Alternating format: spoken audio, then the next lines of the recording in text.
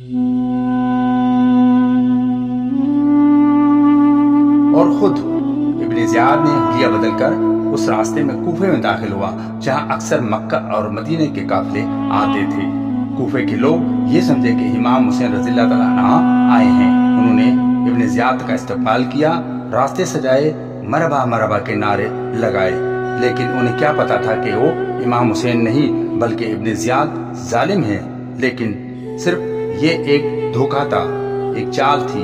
اگلے دن ابن زیاد نے اپنی پوری فوج کو کوفے بلا لیا اور پھر ڈر پھیلایا، ظالم اور دھمکیاں دی۔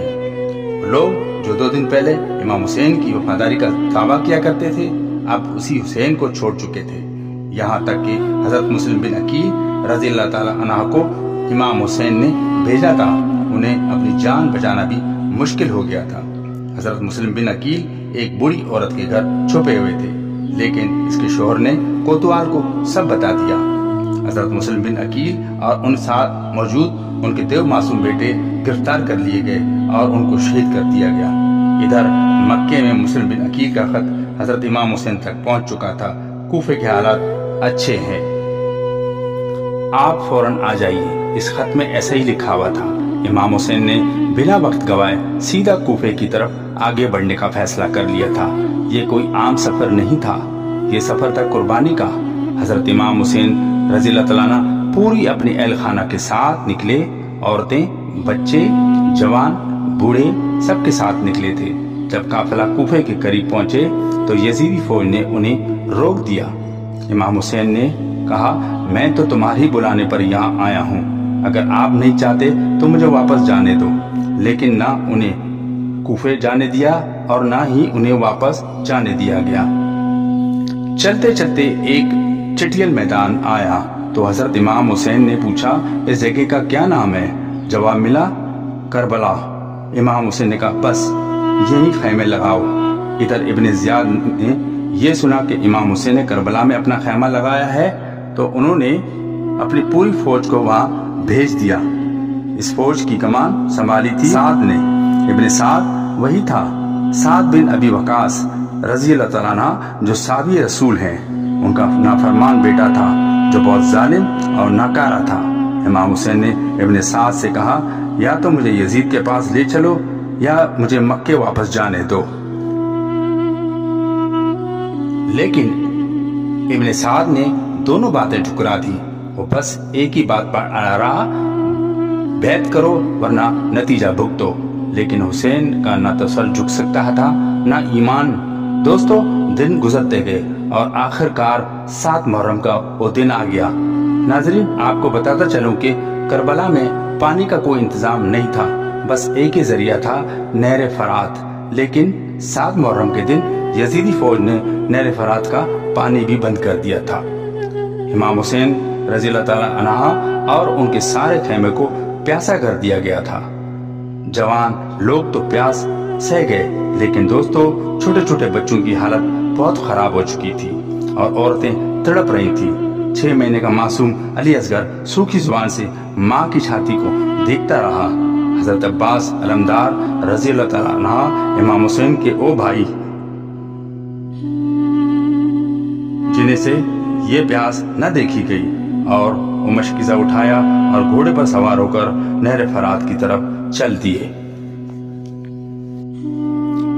نہر فرات سے حضرت عباس علمدار نے پانی تو بھر لیا، لیکن واپس لوٹے یزیدی فوج نے تیر برسانا شروع کیا۔ حضرت عباس کا جسم چھلنی کر دیا گیا، خون سے سنا مشکیزہ، لیکن پانی خیمے تک نہ پہنچ سکا۔ اس بچے نے نہ جنگ کی تھی نہ حکومت مانگی تھی، بس ایک گھونٹ پانی چاہتا تھا۔ لیکن یزید نے اس معصوم پر بھی رحم نہیں کیا اور تیر چلا دیا، اور ننھا معصوم علی اصغر شہید ہو گیا۔ 9 محرم کی رات آئی، امام حسین کو یقین ہو گیا کہ یزید کی فوج ایک چیز چاہتی ہے، ان کا سر۔ پھر امام حسین نے اپنے تمام ساتھیوں کو ملایا اور کہا، 2-3 دن سب شہید ہو جائیں گے، جو بھی واپس جانا چاہتا تھا چلا جائے۔ پھر انہوں نے خیمے کے تمام دیے بجھا دیے تاکہ جو بھی جانا چاہتا تھا بلا جھجک چلا جائے۔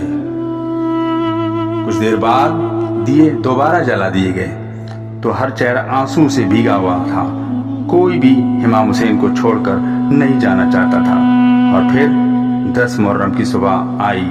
एक तरफ यजीद की फौज हजारों की तादाद में और दूसरी तरफ इमाम हुसैन रज़ियल्लाहु ताला अन्हु की सिर्फ 72 वफादारों के साथ। और जंग होती रही और इमाम हुसैन रज़ियल्लाहु ताला के बहादुर वफादार साथी शहीद होते रहे।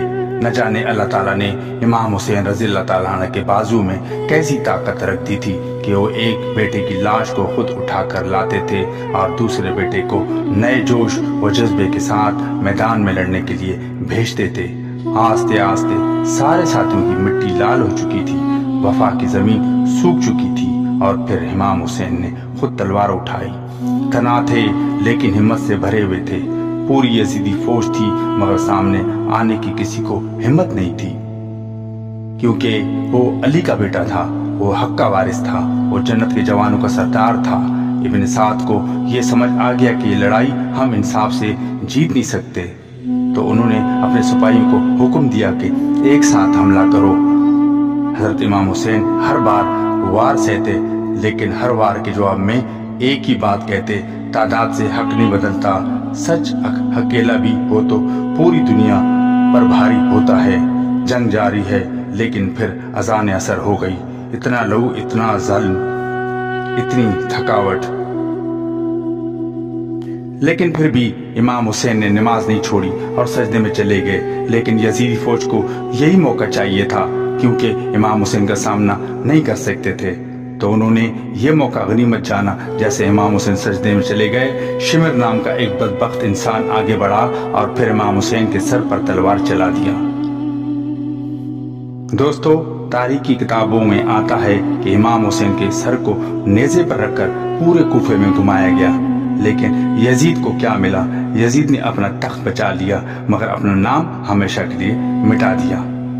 दोस्तों, जब करबला के मैदान में जब हजरत इमाम हुसैन को सजदे की हालत में शहीद कर दिया गया, तो उनका सिर भी नेज़े पर चढ़ाकर पूरे कुफे शहर में जुलूस की शक्ल में निकाला गया। इस जंग करबला में इमाम हुसैन के खानदान में एक ही मर्द जिंदा रह सका, हजरत ज़ैनुल आबदीन, क्योंकि वो इस वक्त बीमार थे और लड़ने की हालत में नहीं थे। बाकी मर्द सब शहीद हो गए और औरतें कैद हो गईं। बच्चे भूखे प्यासे, इमाम हुसैन का घर उजड़ गया, लेकिन इमाम हुसैन का मकसद कामयाब हो चुका था। भले ही इस दिन इमाम हुसैन को शहीद कर दिया गया था, इमाम हुसैन लोगों के दिलों में जिंदा हैं, क़यामत तक जिंदा रहेंगे। हर उस दिल में जो जुल्म के खिलाफ है, हर उस सीने में जहाँ हक के लिए आग जलती है। यजीद तख्त पर था लेकिन बहुत डर रहा था। इमाम हुसैन रेगिस्तान में थे फिर भी सर उठाकर जिए। हुसैन मिटा ना सके, हुसैन समझाया गया, हुसैन सिर्फ शहीद नहीं हुए, वो हक की पहचान बन गए। अगर आप भी हजरत इमाम हुसैन रज़ियल्लाहु ताला से मोहब्बत रखते हैं तो इस वीडियो को शेयर करें और मजीद हमारी दूसरी वीडियो का इंतज़ार करें, जिसमें हम आपको बताएंगे करबला का बदला किसने लिया और किस तरह चुन चुन कर लिया और वो शख्स कौन था। इंतज़ार कीजिएगा हमारी आइंदा आने वाली वीडियो की। अल्लाह हाफिज़।